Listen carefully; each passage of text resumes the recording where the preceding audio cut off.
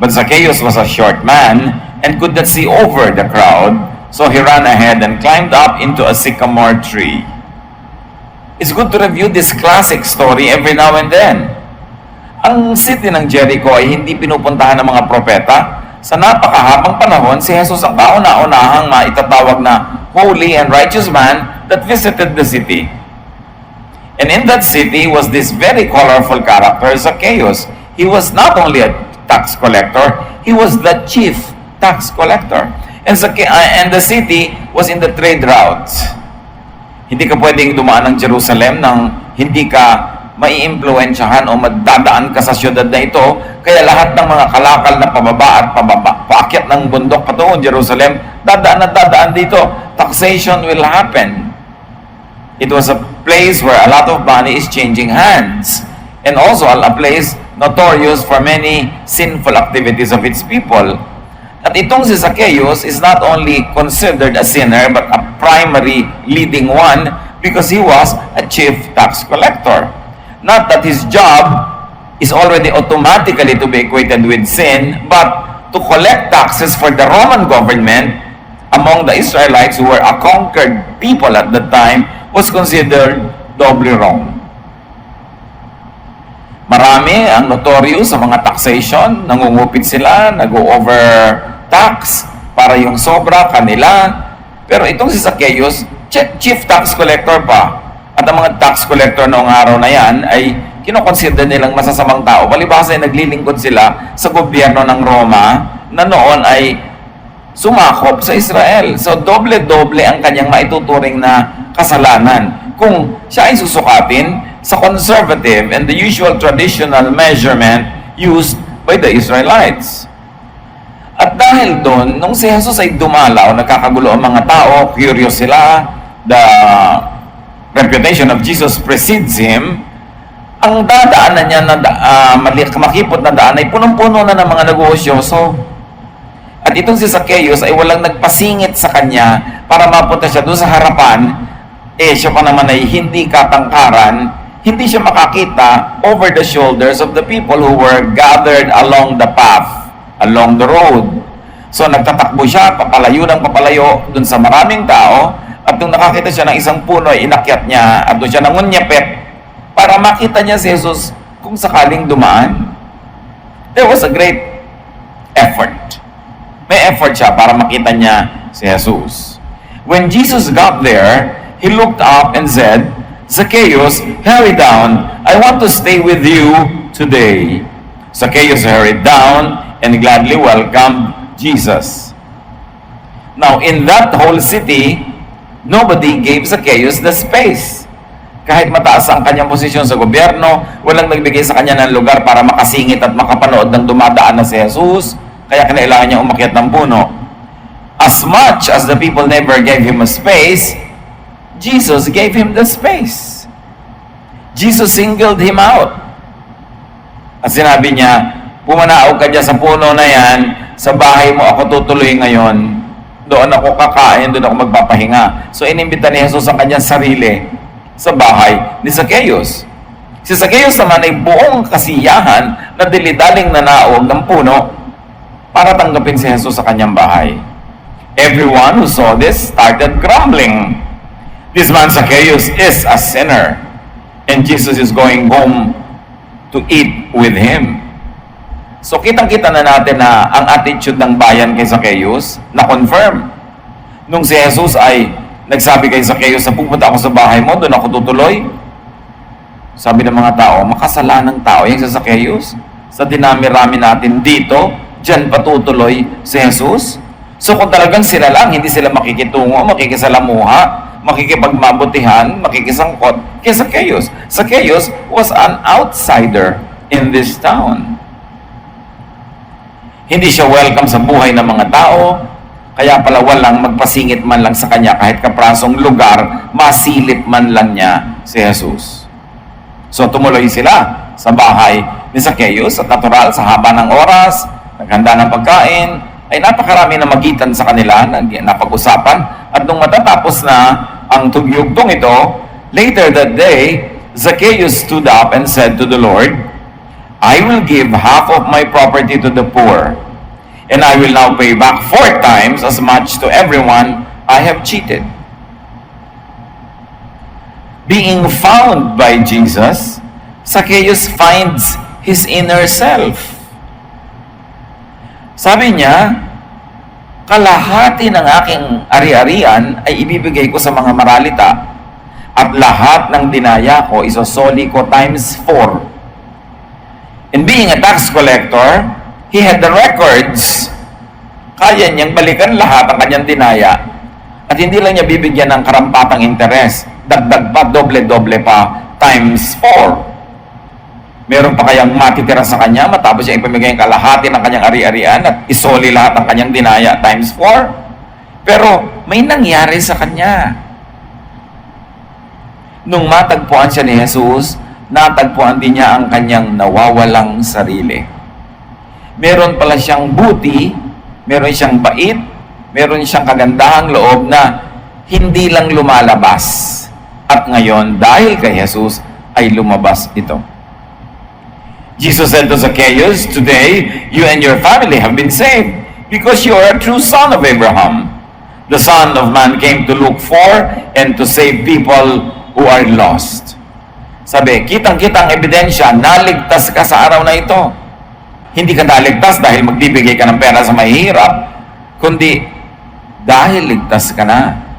Dahil nabasag na yung matigas na shell na nakabalot sa iyong puso, lumabas na yung flesh na puso mo, yung kabutihang loob mo na itinanim dyan ng Diyos na nakulong ng kasalanan at kinulong ng mga taong ayaw magbigay sa iyo ng pagkakataon na makipagmabutihan sa kanila. So yan ang katunayan na yes, indeed, you are saved. Mission accomplished. Who could say? It's very probable na talagang si Zacchaeus lang ang sinadya ni Jesus sa bayan na yon. Dahil wala naman siyang ibang kinausap. Si Zacchaeus lamang. The sad truth is that everyone is lost. But not everyone is like Zacchaeus who seeks. Lahat ng mga tao doon sa bayan na yon, yung mga nakalinya doon sa kalsada, lahat yan, siyempre lost. No one is righteous. Not even one. But only Zacchaeus had the heart that was really seeking, earnestly, sincerely. And Jesus saw through that and honored him with Jesus' very personal presence in his home. Because of his work and deeds, because of what you might call sins, Zacchaeus lost his moral sense and standing. He was collaborating with the Roman conquerors. He was cheating his own people who were already very impoverished. Yung trabaho ni Zacchaeus, yung profesyon niya, naglayo sa kanya sa Diyos. Gaano karaming trabaho ang naglalayo sa Diyos? O gaano karaming parts of work and jobs actually bring us away from God. Take us away from God. Nalayo ng nalayo siya sa Diyos, nalayo siya sa kanyang mga kababayan, at higit sa lahat, nalayo siya sa kanyang sarili. Minsan sa buhay natin mga kapatid, there is a Zacchaeus in us. May ginagawa tayo na maaaring pinagtutubuan natin, pinagkakakitaan, pinakikinabangan, iba't ibang uri ng pakinabang, maaaring financial, social, status, whatever. Pero naglalayo sa atin sa Diyos, tulad ng nangyari kay Zacchaeus. At pag ito'y naglayo pa sa atin sa mga tao, yung ating puso tumitigas ng tumitigas dahil nababalot ng protective mechanism.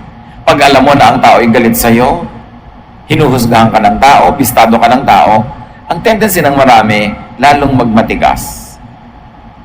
Kaya yung nawawalay sa kapwa, lalong lumalayo. Lumalayo ang loob, lumalayo ang katawan, lumalayo ang buhay. At yan ang nangyari kay Zacchaeus. Because of his work and deeds, Zacchaeus lost his social standing. Mataas officially ang kanyang lugar sa lipunan, pero mababa ang pagtingin sa kanya ng kanyang mga kababayan. Bumaba ang kanyang lugar sa lipunan, at ganoon din, Zacchaeus lost his self-worth. Dahil hindi naman siya pinahahalagahan ng mga tao, lalo naman niyang nalubog siya lang nalubog sa hindi pagpapahalaga sa kanyang sarili. Dumami ng dumami ang dinadaya, lumaki ng lumaki ang utang sa kapwa at sa Diyos, habang siya yumaman naman ng yumaman. At habang ang ating self-worth o personal na pagpapahalaga sa ating sarili ay bumababa, humahanap tayo ng pantakip doon. Kadalasan ang pantakip ay pera, professional success, tinatakpan natin ang mga kakulangan ng ating espiritu ng magandang damit, ng fashionable wear, ng achievements na iba't iba, pantakip. Pero walang takip na kasya. Nahuhubaran tayo pag tayo gumagawa ng mali, tulad ni Adan at ni Eva, na kinailangang damitan ng Diyos ng mga balat ng hayop. Napaka-importante na hindi tayo nagmamatigas. Na pag meron tayong nagawang mali and people feel bad about us, we should also begin to feel bad about ourselves. Enough for us to change our ways. Huwag panindigan, huwag panigasan ang isang maling gawa. Napaka-importanting magbalik loob sa Diyos at baligtarin ang mga kamalian. But being treated as bad, as an outcast, only hardened his heart. At sa buhay natin, ganon. Kumisan mga kapatid, meron tayong member ng family na label na siya, black sheep yan. Yan ang sa amin, pasaway. Yan ang makulit, yan ang mahirap ang ugali. Sa kagaganon sa kanya ng mga tao, at sa pag-iwas sa kanya, sa pagpupwera sa kanya, lalo lang tumitigas ang puso. At lalo lamang na lumalala. Pag nangyayari ito sa ating puso, dapat tayong mag-review. Hindi ko papayag na lumala ako dahil lamang masama ang pagtingin nila sa akin. Lalo pa nga ako magpapakasama. No, dapat baligtarin ko ang pagtingin nila sa akin. At huwag nating itulak ang ating kapwa na magmatigas kung tayo man mismo ay pinagtitigasan natin siya ng loob, tinitikis, ipinupwera. Dahil sa napakatagal na marahil na kalagayan na yun ni Zacchaeus na outsider siya, he already accepted this sorry social status. Hindi na niya ipinilit pang makisiksik sa mga tao, he just climbed a tree. At ito naman ang mapupuri natin sa kanya, gumawa siya ng paraan. Kung gusto mong makita si Jesus, gusto mo siya marinig, gusto mong magkaroon ng kaugnayan sa kanya, gagawa ka ng paraan. Lahat tayo mayroong kakulangan na pwedeng maging hadlang para tayo lumapit sa Diyos. At kung yung kakulangan na yan, ang ating lagi na lamang gagawing excuse, hindi na tayo malalapit. Pwede naman kasi sabihin ni Zacchaeus, kasi hindi ako matangkad, wala akong makita, wala magpasingit, uuwi na lang nga ako. Pwede naman niya sabihin, wala akong makita, walang magpapasingit, may puno nga, pero ba't naman ako aakyat? Ang taas-taas ng ranggo ko sa lipunan, may edad na ako, aakyat pa ako, pambata lang yan, uuwi na lang ako. Napakadaling umatras sa paglapit sa Diyos pagka ikaw ay nagpadala sa mga hadlang. But Zacchaeus overcame those obstacles. People could get lost because of their deeds, intentional or not intentional, because of their connections, because of their what people call faith. It can happen to anyone na tayo ay mawala, maligaw. Gano'ng karaming beses tayo naliligaw din, kaya lang nakakabalik. Kumisan madaling nakakabalik, hindi nakahalatang naligaw kahit sandali. Meron naman matagal maligaw. Ang importante, gumagawa ka ng paraan para makabalik. At yung gumagawa talaga ng taus-pusong paraan para bumalik, kita yun ni Jesus. Kilala yun ni Jesus. Alam yun ng Diyos. At sa dinami-rami ng mga tao doon, inihiwalay ni Jesus ang atensyon niya dito kay Zacchaeus. Tayo man, basta gagawa ka lang ng paraan. Huwag kang magpapahira na ng loob sa iba't ibang mga hadlang at mga balakid.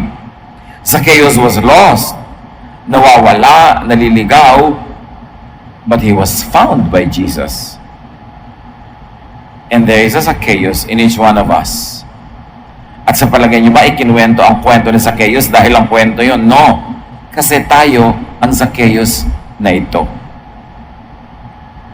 Kaya ito ay sinulat para mapag-aralan natin dahil tayo rin ay isang Zacchaeus.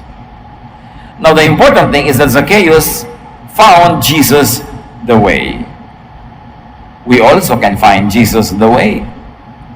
Basta meron kang kagustuhan na hanapin si Jesus at gumagawa ka ng makaya mong gawin, sukdang umakyat ka ng puno, ano man ang kahulugan nun sa buhay natin, para marinig mo, makita si Jesus. And Zacchaeus found his true spiritual and personal value when he received Jesus. Nakita niya yung pagbabago. Matapos sila mag-usap, tinanggap niya ang Panginoon sa kanyang bahay, which is symbolic, natural, and understandable na tinanggap niya si Jesus sa kanyang puso. Kasi hindi naman yung bahay niya ang talagang pakay ni Jesus sa pasukin. Gusto ni Jesus na pumasok sa puso niya. At yung parehong yon naganap. On physical level, it was the house. On spiritual level, it was his heart. And then he found his true value. Ano ba lagay yung true value niya? Gusto pala niya man talagang magbigay sa mahirap. Gusto niyang isoli ang mga dinaya niya at ninakaw. Kaya lang wala siyang pagkakataon. Walang nagbibigay sa kanya ng pagkakataon na magbalik loob, na magbagong buhay, until Jesus found him. He found his inner goodness when he received Jesus' goodness to him. Sa loob ng puso ng bawat tao ay may tanim na kabutihan ng Diyos dahil tayo inilikha ng Diyos sa kanyang wangis. Everyone was created by God in His image. That image could be polluted, could be corrupted, could be twisted, and could seem to have been lost, but it's always there. Dahil Diyos ang nagtanim doon. At ang mahalaga lang, mahawi ang mga balakid, matanggal ang mga hadlang, at basagin yung nanigas na balot ng pusong ito upang lumabas the heart of flesh. The real person in the image of God. And Jesus finding, affirming, saving, and restoring him made that happen. Inside everybody's heart is a godly inner person waiting to be found, waiting to be released from prison. Kahit sino pa ang iniisip nating masamang tao, mali, kadalasan lumabis na yung pagtingin natin sa kanyang masama dahil sa dagdag na kwento ng iba, paulit-ulit na kwento, paulit-ulit at padami ng padaming dagdag, na wala naman talaga tayong personal experience ng kasamaan ng tao, pero hinusgahan na nating masama. O kaya may nagawang masama, nagpasya ka na itrato siyang masama, kaya kung may ginagawa siyang mabuti, hindi mo na pinapansin yun. Ang pinapansin mo na lang yung masama para lalong mabuo yung monumentong negative na ginagawa mo tungkol sa kanya. It happens in politics. It happens in social life. It happens in corporate life. When people have decided to demonize a person, i-ignore nila yung magaganda niyang ginagawa at papalakihin lang nila yung masama para lalong lumaki yung monumento ng kasamaan na sila mismo ang bumubuo. But when a man truly receives Jesus, his God-given goodness is set free and released. Kaya mahalaga mga kapatid na dalhin natin si Jesus sa ating mga Jericho, kung saan nandun ang ating mga Zacchaeus na hinusgahan na ng iba, ipinwera na, pero naghihintay lang ng pagkakataong matagpuan siya ng Diyos, matagpuan niya si Jesus, mabasag yung kanyang kulungan, at lumabas yung espiritu sa kanya na mahalimuyak, mabango, mabait, mabuti. People need the chance. You have to bring Jesus to your Jericho. Bahay nyo ba yon? Office? Workplace? Social circle? Kayo lang ang pwede magdala kay Jesus doon kasi kayo ang may access. So I want to challenge you, sino-sino ang mga Zacchaeus sa inyong buhay na nangangailangang magkaroon ng personal encounter with Jesus. Now, as a believer, you can be the intercessor. You can be the bridge. You can be the link between your Zacchaeus and Jesus. At ang ating ambisyon, ng goal ay lumabas yung tunay at totoo at maganda tungkol sa Kanya. Yung tinasabi na, the true, the good, and the beautiful. Hindi yung puro bad and ugly na lang. Kasi merong ganun ng bawat tao. When a man truly receives Jesus, goodness is unleashed from within him. Para bang yung babaeng binasag niya yung kanyang alabaster jar at lumabas mula doon yung halimuyak ng pabango. na inialay niya kay Jesus. Kumisan kailangan mabasag ang tao para lumabas ang halimuyak. Para mga bulaklak na kumisan ay kailangang mapisa, mayurakan, madurog para lumabas ang bango. So hindi lahat ng pagkakabasag ay masama. Kung ito ay pagkakabasag ng mga kulungan ng ating puso, ng ating isip, at dahil doon ay lumalabas ang tunay at maganda nating pagkatao. Yung pagkakabasag na yan, kung isa nangyayari ko, ikay nabigo. Kasi ang pagkakabasag, pagkabigo, pwede maging dalawa ang effect. Sumama ang loob mo, magalit ka sa mundo, at sumama ang iyong ugali. O maging humble ka, ma-realize mo ang iyong mga pagkukulang, ang iyong pagkakamali, at maghanap ka ng paraan para improve ang iyong sarili. The same heat that melts the wax hardens the clay. Kaya kung may dumadating sa ating hirap, pagsubok, make it a point that it becomes positive, that the effect in your life will be positive, not negative. That the experience will make you better, not bitter. That you will learn from it, at hindi ka madadala lang basta sa buhay at ayaw mo nang mabuhay, kundi ngayon alam mo na kung paano mabuhay ng tama, dahil nalaman mo na kung paano yung mali.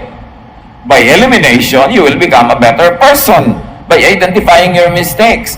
Ang isang taong marami na naging mistake should be a very wise man or woman. Kung matututo at magsisikap matuto. At ang lahat ng yan nangyayari, pag pumasok si Jesus sa ating buhay, sinunod natin ang kanyang kalooban. When a man truly receives Jesus, God's image in him is restored and enhanced. Of course, grammatical lang yung sinasabi nating man. Ibig sabihin din natin tao, man or woman, male or female. The same. Importante na makawala yung tunay na espiritu na kinukulong ng kasalanan, ng image making ng mga tao sa ating paligid na nangkukulong din sa atin. And when people find true acceptance like Zacchaeus, they find their true worth. They learn to be and to do good. Nire-reject ng bayan na yon si Zacchaeus. Wala siyang chance na ipakita ang kanyang kagandahang loob. Inaccept ni Jesus si Zacchaeus. Tinanggap, walang patakaran, walang tanong-tanong, walang requirement para pumunta si Jesus sa kanyang bahay. Basta tayo na pupunta ako sa bahay mo. Sa pagtanggap na yon, doon nakalaya si Zacchaeus. Nakalaya siyang gawin yung mabuting gusto niya sigurong gawin noon pa. Mga kapatid, sino sa inyong mga kamag-anak, kaibigan, ang nire-reject nyo? Magulang, are you rejecting your own son or daughter for whatever reason? Are you rejecting your own mother or father for whatever reason? Are you rejecting your brother or sister? Only when we accept people do they find their true worth. Mahalaga acceptance. Hindi acceptance na ibig sabihin ay ito-tolerate mo yung ayaw mo sa kanya forever, but you begin with acceptance. And when you accept people, and when they know that you accept them, they begin to change for the better.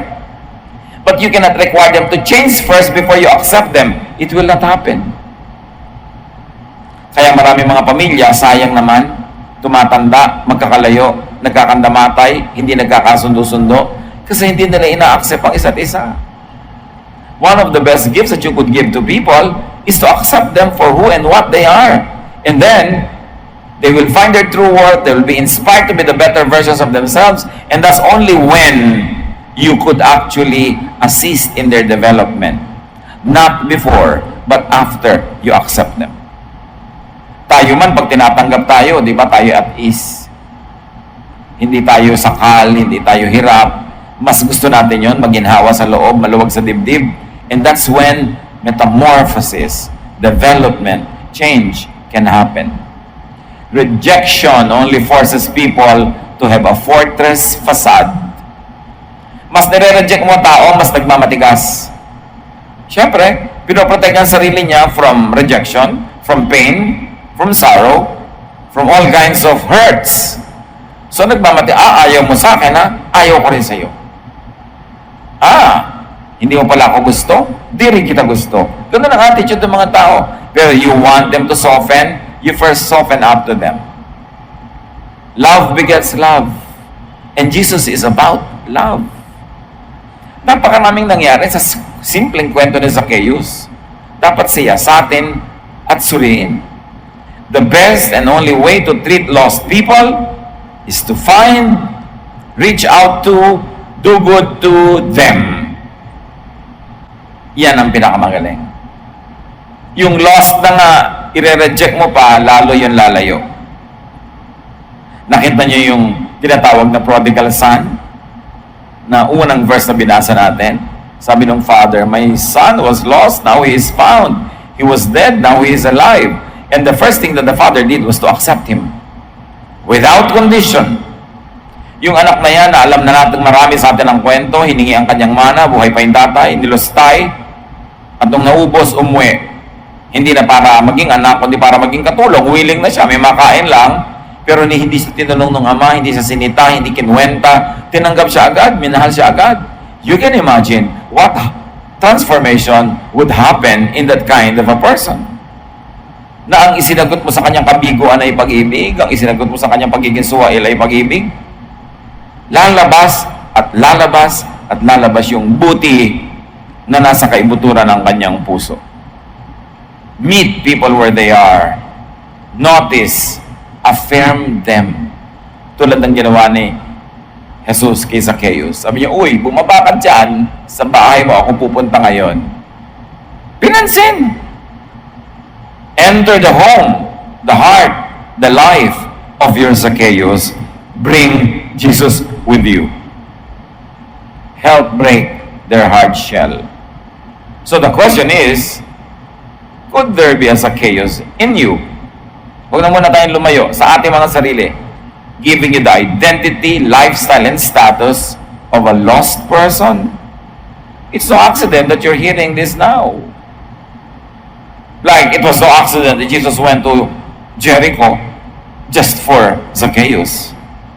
Pare-pareho tayong mahal ng Diyos. At ayaw niya may nanatiling outsider, lost, hardened, and considered sinful. If there is a Zacchaeus in you, let Jesus find you. And how do you do that? Look for and look at Jesus. Just like Zacchaeus did. May ginawa si Zacchaeus, hindi naman basta bumagsak mula sa langit yung kanyang napakagandang palad na yon. Lumabas siya ng bahay, nagsikap siyang sumiksik, nung hindi siya nagtagumpay, umakyat siya ng puno. Dapat tayong merong gawin. Climb your tree so you will see Jesus. Get near to Jesus. Climb your tree. Whatever your tree is. And accept Jesus' invitation and proposal. Sabi niya, I will stay at your house. Jesus is inviting each one of us. He is inviting Himself to each one of our hearts. Sabi niya, behold, I stand at the door and knock. Whoever opens, I will come in and be with him and eat with him.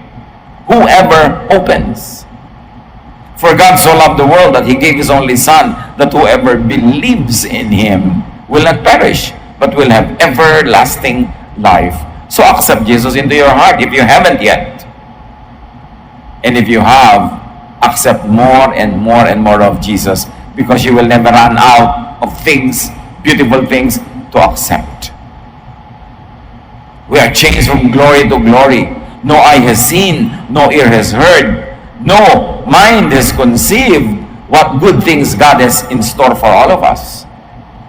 So, hindi lang one-time acceptance kay Jesus. Araw-araw, kung nagawa mo na yon, patuloy kang tumanggap pa ng more and more teachings, more and more correction, more and more empowerment, more and more love and blessing. Open your house, your heart to Jesus. Literally, open your house to Jesus. Do a Bible study there. Have prayer gatherings there. Let people come to you and let them feel the love of Jesus. You are an extension of the church. Every house of a believer is an extension of the church. And open your heart to Jesus. To your work, to your habits, to your calendar, to your lifestyle. Jesus must be there. Hindi lang siya isang motif pagka Wednesday night o Sunday morning. But open every room in your house to Jesus. Open every part of your life to Jesus. Your dreams, your plans, your aspirations, your enjoyment, your sacrifices, everything. Because Jesus is Lord of all. Let the love and acceptance of Jesus bring out your real inner goodness that had been hidden, distorted, or corrupted by sin or by misdeeds. Manalamin ka, kapatid, at sabihin mo sa sarili mo, may ibubuga ka pa. May ilalabas ka pang bait. May ilalabas ka pang ganda ng loob. May ilalabas ka pang talent. Meron pa, marami pa, dahil binigyan ka ng Diyos ng mga yan. Huwag kang makontento sa level ng kabutihan, kabaitan, productiveness, fruitfulness, godliness mo ngayon. More and more can come out of you because He who is in you is greater than he who is in the world. Because there is so much more that you could be. Huwag kang makontento na kung ano ang level of your spirituality nung araw, the same pa lang ngayon, o baka worse pa ngayon. Dapat improve lang improve. Yun ang ibig sabihin to accept Jesus into our lives. We are an unfinished project. We keep on developing. And let your inner godliness come out and shine. Kung minsan, ang lumalabas yung ating inner ungodliness. No. Give less and less opportunity for our inner negative selves to manifest itself. Give more and more opportunity for the true, the good, the beautiful, the godly in you to come out, to dominate a situation, to be noticed, and to be an inspiration. Nag-aagawan yung inner selves natin kung sinong lalabas, yung negative o yung positive. Turn every opportunity into a positive one to prove the love of God to yourself and to others. To prove the power and the victory of God. So, sa bawat sitwasyon, may chance ka ngayong magalit o hindi magalit. Bakit mo pipiliing magalit?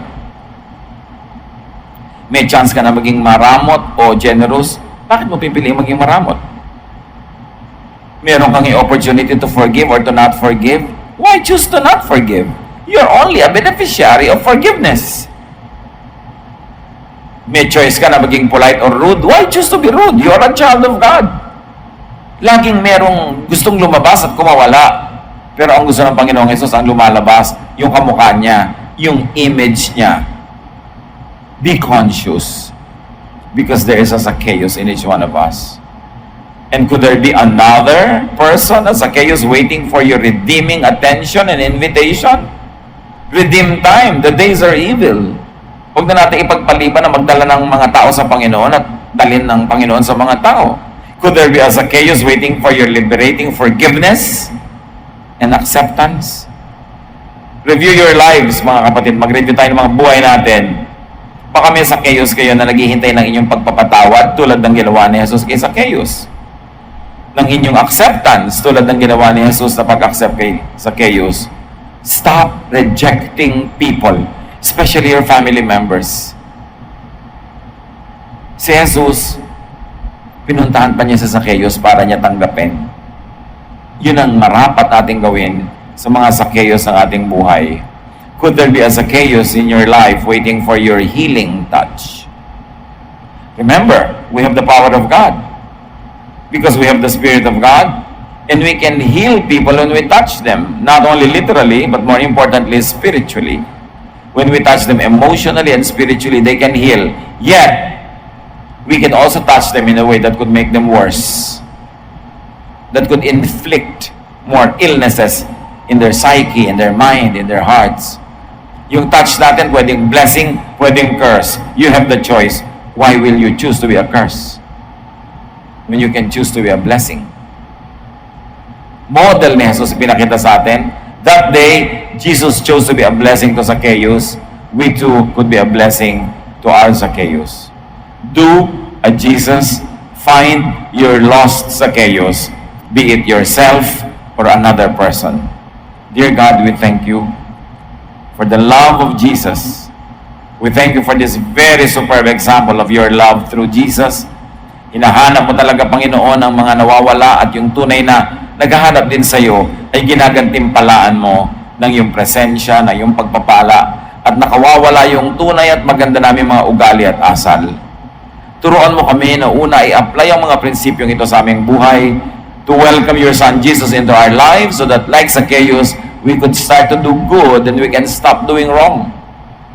And also, Lord, teach us to bring Jesus into many Zacchaeus lives so that we could be an agent of blessing. Pagbulay-bulayan natin sumandali sa tahimik na paraan,